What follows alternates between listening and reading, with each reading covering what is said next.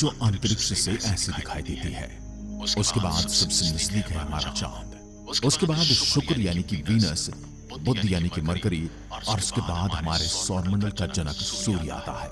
यदि हम सूर्य से दूर जाने के क्रम में देखेंगे तो फिर मार्स यानी कि मंगल ग्रह, बृहस्पति यानी जुपिटर, शनि यानी सैटर्न, अरुण यूरेनस, और अंत में आता है वरुण यानी कि नेपच्यून ग्रह।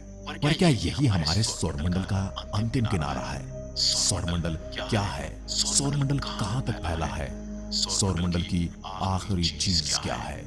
ग्रहों की दुनिया कहां तक है? ग्रहों के बाद क्या है?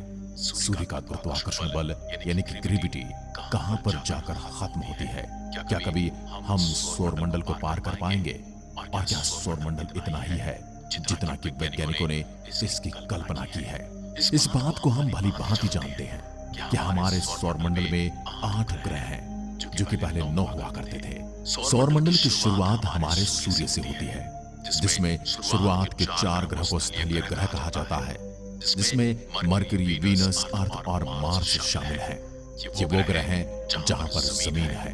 पृथ्वी के अलावा सारे ग्रह आज वीरान पड़े हैं। और बात करें सूरज और मंगल ग्रह के डिस्टेंस की, तो मंगल ग्रह सूरज से 22 करोड़ 80 लाख किलोमीटर दूर है।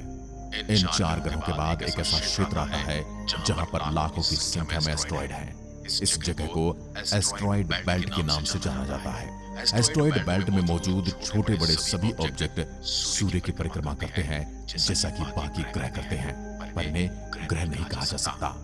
आपको बता दें कि asteroid belt 14 crore 9 lakh kilometre के क्षेत्र में फैला हुआ है, जो कि सूर्य से 32 करोड़ 91 लाख किलोमीटर से शुरू होता है और 47 करोड़ 87 लाख की दूरी में फैला हुआ है। आप कहीं फुटेज में देखते हैं कि एस्ट्रॉइड काफी नजदीक नजदीक दिखाई देते हैं, मगर रियलिटी में ये बहुत दूर दूर होते हैं। यदि इनके बीच से किसी स्पेसक्राफ्ट को गुजारा जाए तो बिना टकराए आराम से गुजर जाएगा। इस क्षेत्र को पार करने के बाद सौरमंडल के बाहरी ग्रहों की दुनिया आती है, जिसमें जुपिटर, शनि और यूरेनस, नेपच्यून जैसे ग्रह शामिल हैं।